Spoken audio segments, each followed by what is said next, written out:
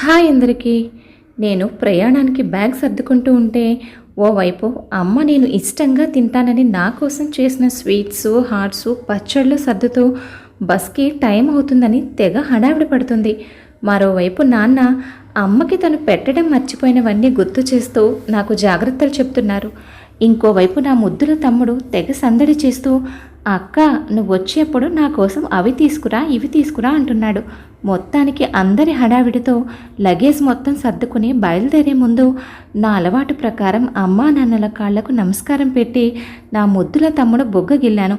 అప్పటికే నన్ను బస్సు ఎక్కించడానికి వచ్చిన మా పెదనాన్నగారి అబ్బాయి మా అన్నయ్య నా కోసం బయట బండి మీద వెయిట్ చేస్తున్నాడు. లగేజ్ బ్యాగ్ భుజాన తగిలించుకుని కళ్ళలో వస్తున్న నీళ్లను బలవంతంగా ఆపుకుంటూ ఒక్కో అడుగును భారంగా వేస్తూ ముందుకు సాగుతున్నాను. నవ్వుతూ నాకు చేతులు ఊపుతున్న అమ్మా నాన్నల ముఖంలో నేను మళ్ళీ ఆ నవ్వు చూడగలనా అనే అనుమానం నా మనసును నిలబడనివ్వడం లేదు. అవును, నేను చెబుతున్నది నిజమే.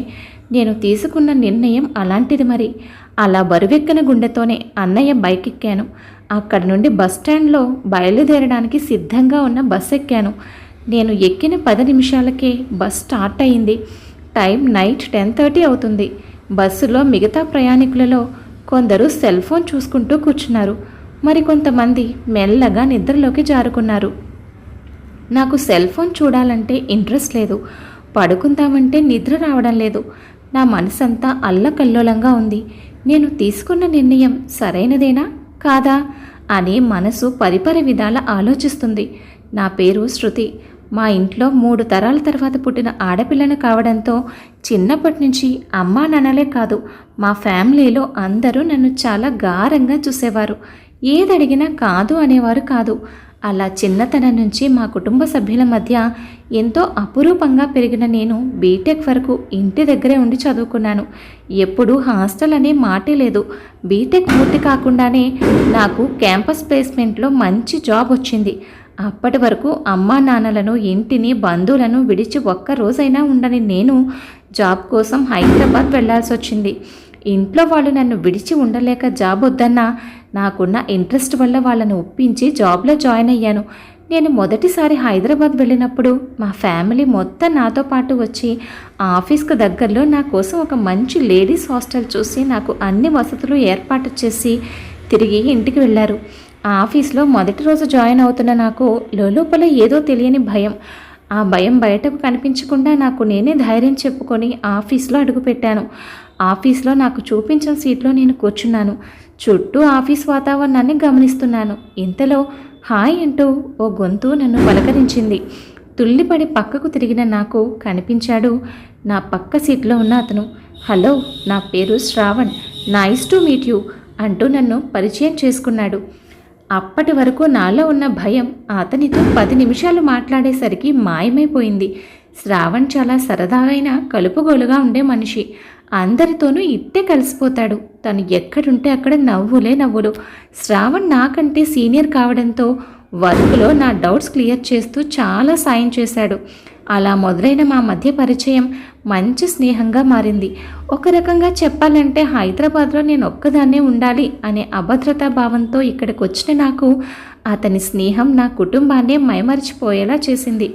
ఒక్కోసారి శ్రావణ్ నా మీద చూపించే ప్రేమ, కేరింగ్ చూస్తే మా నాన్నే గుర్తొచ్చేవారు. అలా నెమ్మదిగా ఒకరినొకరం ఇష్టపడ్డాం. పెళ్లి చేసుకోవాలని నిర్ణయించుకున్నాం. కానీ ఈ విషయం మా ఇంట్లో తెలిస్తే అస్సలు ఒప్పుకోరు. కారణం శ్రావణ్ వాళ్ళది వేరే కులం. మా ఫ్యామిలీలో ఇలాంటి వాటికి పట్టింపులు కాస్త ఎక్కువగానే ఉంటాయి. ఏదైతే అది అవుతుందని తెగించి చెబుదామంటే వాళ్ళు ఒప్పుకోకపోగా నన్ను ఎక్కడ హౌస్ అరెస్ట్ చేస్తారో అని నా భయం. మరోవైపు శ్రావణ్ కుటుంబ పరిస్థితి అదే. శ్రావణ్ బాగా చదువుకొని మంచి జాబ్లో ఉండడం వల్ల, వాళ్ళది అప్పటికే బాగా కలిగిన కుటుంబం అవడం వల్ల శ్రావణ్ ఫ్యామిలీ కట్న కానుకల గురించి బాగానే ఆశపడుతున్నారు. ఇప్పటికే 2 కుటుంబాల్లోనూ సంబంధాలు చూడడం మొదలు పెట్టేశారు. మేము ఆలస్యం చేసే కొద్దీ చిక్కుల్లో పడతామన్న విషయం మాకు బాగా తెలుసు. అందుకే ముందు పెళ్లి చేసుకుని ఆ తర్వాత వాళ్లకు విషయం చెప్పాలని నిర్ణయం తీసుకున్నాం. బస్సు ఉదయానికి హైదరాబాద్లో ఆగింది. నా కోసం శ్రావణ్ అప్పటికే ఎదురు చూస్తున్నాడు. నన్ను తీసుకెళ్లి నా హాస్టల్ దగ్గర దింపాడు. ఆ తర్వాత రోజే నేను శ్రావణ్ గుడిలో మా స్నేహితులందరి సమక్షంలో పెళ్లి చేసుకున్నాం. మా కన్నవాళ్ళు ఫ్యామిలీ మెంబర్స్ లేరన్న లోటు తప్ప పెళ్లి మొత్తం చాలా చక్కగా జరిగింది. పెళ్లి తర్వాత మా ఫ్రెండ్స్ అంతా కలిసి మా కోసం ఓ ఇల్లు చూసి మమ్మల్ని అందులో పెట్టారు. పెద్దవాళ్ళు లేకుండా పెళ్లి జరిగిందని ఏం బాధపడకండి. ముందు మీరు హ్యాపీగా ఉండండి. ఒక బాబో పాపో పుడితే వాళ్ళే మిమ్మల్ని వెతుక్కుంటూ వచ్చేస్తారు అంటూ మా ఫ్రెండ్స్ అంతా మాకు ధైర్యం చెప్పి వెళ్ళారు. 2 రోజులు గడిచింది. అమ్మ వాళ్లకు ఫోన్ చేసి చెప్పాలనున్నా చెప్పలేక 2 రోజులు గడిపేశాను. ఇక తప్పదు, ఏది ఏవైనా సరే అమ్మా నాన్నలకు నా పెళ్లి విషయం చెప్పాలని నిర్ణయించుకున్నాను. ఫోన్ కోసం వెతుకుతూ ఉంటే నా ఫోన్ ఎంతకీ కనిపించలేదు. అప్పుడు గుర్తొచ్చింది, పెళ్లి రోజు హాస్టల్ నుంచి హడావిడిగా బయలుదేరుతూ ఉంటే నా ఫోన్ చేయి జారి కింద పడింది. అలా పడడంతో ఫోన్ విడిపోయి బ్యాటరీ బయటకు వచ్చేసింది. ఆ కంగారులో విడిపోయిన ఫోన్ అలాగే హ్యాండ్ బ్యాగ్లో వేసేసుకున్నాను. గబగబా హ్యాండ్ బ్యాగ్ కోసం వెతికి విడిపోయిన ఫోన్ తీసి అంతా సెట్ చేసి ఫోన్ ఆన్ చేసిన తర్వాత ముందు అమ్మకు ఫోన్ చేశాను. ఫోన్ను తమ్ముడెత్తి అక్క అంటూ ఒక్కటే ఏడుపు. వాడు అలా ఎందుకు ఏడుస్తున్నాడో నాకు అర్థం కాలేదు. కొంప తీసి నా పెళ్లి గురించి తెలిసిపోయిందా అన్న భయం. వణుకుతున్న గొంతుతో కాస్త ధైర్యం తెచ్చుకుని, ఒరే తమ్ముడు ఏవైందిరా, ఎందుకు ఏడుస్తున్నావు అని అడిగాను. వాడు ఓ నిమిషానికి ఏడుపాపి, ఏమైపోయావక్క, నీకోసం అందరం ఎన్నిసార్లు ఫోన్ చేశామో తెలుసా అన్నాడు. నీకోసం అన్నయ్య నీ హాస్టల్కి కూడా వచ్చాడు. అక్కడ వాళ్ళేమో నువ్వు ఆఫీస్ పని మీద ఊరు వెళ్ళావన్నారు. నువ్వు ఎక్కడికి వెళ్ళావో తెలియక నీ ఫోన్ పనిచేయక మేమంతా ఎంత కంగారు పడ్డామో తెలుసా అన్నాడు. అసలు ఏమైందిరా అని నేను అడిగేసరికి వాడు మళ్ళీ ఏడుస్తూ, అక్క అమ్మకి హార్ట్ అటాక్ వచ్చింది, హాస్పిటల్లో ఉంది అన్నాడు. వాడు ఆ మాట చెప్పగానే నేను బోరుమన్నాను. నేను వెంటనే వస్తున్నానంటూ ఫోన్ పెట్టేశాను. అంతలో నా ఏడుపు విని శ్రావణ్ వచ్చి విషయం తెలుసుకున్నాడు. నన్ను ఓదార్చి వెంటనే దగ్గరుండి ఊరికి తీసుకెళ్లాడు. ఇద్దరం కలిసి హాస్పిటల్కి వెళ్ళాం. మేము హాస్పిటల్కి వెళ్ళేసరికి మా ఫ్యామిలీ మొత్తం అక్కడే ఉంది. శ్రావణ్ చెయ్యి పట్టుకుని వెళ్తున్న నా వైపు అందరూ వింతగా చూశారు. మేమిద్దరం అమ్మ దగ్గరికి వెళ్ళాం. మేము వెళ్ళేసరికి అమ్మ కాస్త కోలుకుంది. అంతలో ఏడుస్తున్న నా మెడలో నుంచి తాళిబొట్టు బయటపడింది. అది చూసి ప్రశ్నించిన అమ్మా నాన్నలకు నిజం చెప్పక తప్పలేదు. విషయం తెలియగానే నన్ను ఇంట్లో నుంచి గెంటేస్తారు అనుకున్నాను. కానీ అప్పటికే ఓ గండాన్ని దాటి బయటపడిన నా ఫ్యామిలీ నేను చేసిన పనికి నన్ను ఏమీ అనలేదు. శ్రావణ్ గురించి వివరాలు తెలుసుకున్నారు. తొందరపడ్డారు ఎందుకమ్మా, మాతో చెప్తే మేమే దగ్గరుండి మీ పెళ్లి చేసేవాళ్ళం కదా అన్నారు. మీ జీవితాలకు సంబంధించిన విషయాలలో బయట వారికన్నా పిల్లలు మీ ఇష్టాలే మాకు ముఖ్యం అన్నారు. అమ్మ హాస్పిటల్ నుంచి డిశ్చార్జ్ అయింది. నాన్న పెద్దనాన్న శ్రావణ్ వాళ్ళ అమ్మా నాన్నలతో మాట్లాడి వాళ్ళ ఫ్యామిలీని కూడా ఒప్పించారు. అలా 2 కుటుంబాలు కలిసి అందరికీ మా పెళ్లి గురించి తెలిసే విధంగా గ్రాండ్గా రిసెప్షన్ ఏర్పాటు చేశారు. రిసెప్షన్ అనుకున్న దానికన్నా చాలా బాగా జరిగింది. రిసెప్షన్ తర్వాత అమ్మా నాన్న అత్తయ్య మామయ్య మాతో పాటు హైదరాబాద్ వచ్చి మా కొత్త కాపురానికి కావలసిన ఏర్పాట్లు చేసి వెళ్ళారు.